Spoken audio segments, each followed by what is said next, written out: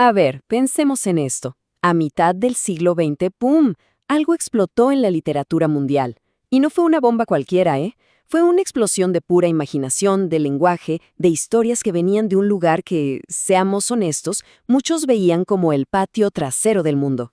A esto se le llamó el boom latinoamericano.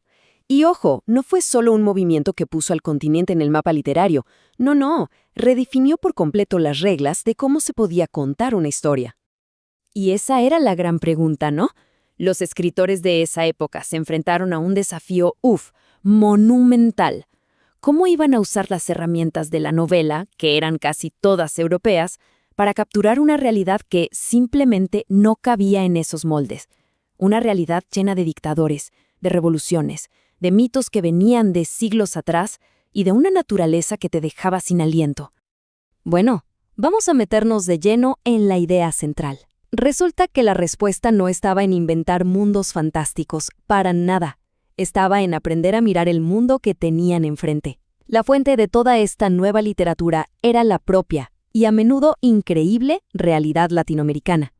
El escritor cubano Alejo Carpentier fue de los primeros en ponerle nombre a esto. Su teoría de lo real maravilloso decía básicamente que lo extraordinario no era un truco de escritor, sino algo de todos los días en América. Estaba ahí, en la historia, en sus héroes, en sus rebeldes, en la geografía misma. El trabajo del escritor no era inventar la maravilla, sino saber encontrarla y describirla. Y esta observación de Carpentier lo explica de una forma brillante. O sea, imaginen un lugar donde el tiempo no es una línea recta, donde un rascacielos súper moderno puede estar a un viajecito en bote de una comunidad que vive como hace cientos de años. Esta mezcla de tiempos y de realidades, pues, necesitaba un lenguaje nuevo, otras herramientas para poder ser contada. Entonces, ¿cuáles eran esas herramientas exactamente? ¿Cómo fue que estos escritores crearon un lenguaje capaz de describir esa realidad tan particular? Bueno, vamos a ver dos de las corrientes más importantes que definieron el estilo del boom. Primero, el neobarroco. La lógica era simple. Si la realidad era compleja, excesiva y desbordante, el lenguaje también tenía que serlo. El neobarroco fue una apuesta por lo artificial, sí, pero en el buen sentido, por crear una prosa densa, súper rica, llena de adornos, que se alejaba a propósito de la descripción simple para crear un efecto de asombro con la palabra misma. Y para lograr ese efecto usaron técnicas muy específicas. Por ejemplo, la sustitución, que crea metáforas potentísimas como llamar a los Andes el espinazo de las Indias. O la condensación, inventando palabras nuevas que te pintan una imagen única. También la parodia o intertextualidad, que es como tejer una red de referencias a otros libros enriqueciendo sus propios mundos. Eso se ve muchísimo en 100 años de soledad. Y todo esto, muy a menudo, a través de la hipérbole, una exageración que buscaba capturar lo desmedido de la propia realidad. Y aquí llegamos a un punto clave, uno que a veces causa confusión.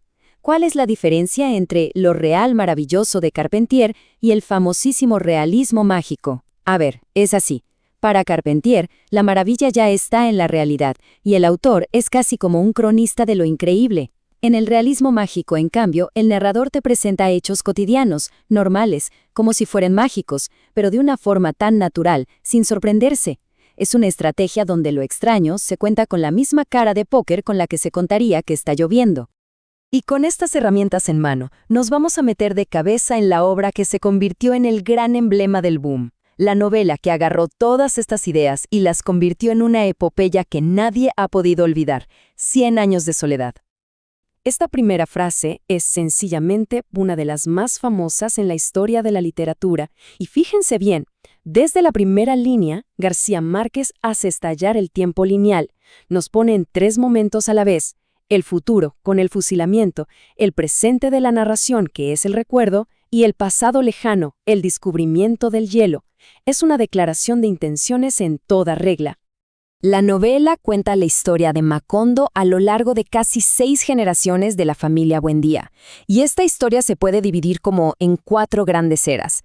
Pero no es solo la historia de un pueblo, es una metáfora de la historia de toda América Latina, desde su fundación mítica, pasando por sus guerras civiles que nunca terminan, la explotación de capitales extranjeros y, al final, un ciclo de decadencia que termina en el apocalipsis. Y nadie entiende mejor cómo funciona Macondo que su matriarca, Úrsula Iguarán. Su frase resume el corazón de la novela. Los nombres se repiten, los errores se repiten, las pasiones se repiten. El tiempo no avanza, gira, como en una espiral que parece no tener fin, hasta que lo tiene. Pero el boom fue muchísimo más que Macondo. Vamos a hacer un viaje rápido por otros mundos, también laberínticos y solitarios, creados por los grandes maestros de la época, cada uno explorando la soledad desde un ángulo diferente. Mucho antes de que existiera Macondo, existió Comala. En Pedro Páramo de Juan Rulfo, una novela que para muchos es el verdadero inicio del boom, un hombre va a buscar a su padre, y lo que encuentra es un pueblo fantasma, poblado solo por los murmullos de los muertos.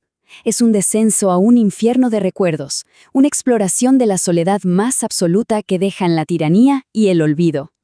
Desde Argentina, Ernesto Sábato nos mete en un laberinto diferente, el de la mente. El túnel es la confesión de un asesinato, sí, pero es, sobre todo, una exploración aterradora de la soledad existencial. Es la historia de cómo un individuo es incapaz de conectar con otro, esa sensación de estar atrapado en el túnel oscuro y solitario de la propia conciencia. Y luego está el maestro del juego, Julio Cortázar.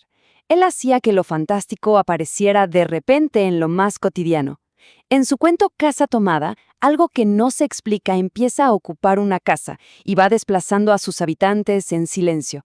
Han tomado la parte del fondo. Esa simple frase da inicio a una metáfora inquietante sobre esas fuerzas invisibles, sean políticas, psicológicas, que se van apoderando de nuestras vidas sin que ni nos demos cuenta. Entonces, después de recorrer todos estos mundos, de analizar estas nuevas formas de contar historias, ¿qué nos queda? ¿Cuál es el legado que perdura de esta increíble explosión literaria? Y esta cita lo resume a la perfección. La gran lección del boom es que la ficción no era para escaparse de la realidad caótica de América Latina. Era la herramienta más poderosa para entenderla. Al crear mitos, al jugar con el tiempo y con el lenguaje, estos escritores no estaban huyendo, estaban nombrando, estaban definiendo y de alguna manera estaban creando la identidad de un continente para sí mismo y para el resto del mundo. Y esto nos deja con una pregunta final, para reflexionar. El boom nos enseñó que las historias que contamos le dan forma a cómo nos vemos. Así que vale la pena preguntarnos, en nuestro propio tiempo, que también está lleno de sus propias complejidades y maravillas, ¿cuáles son las narrativas que están forjando nuestra identidad ahora mismo?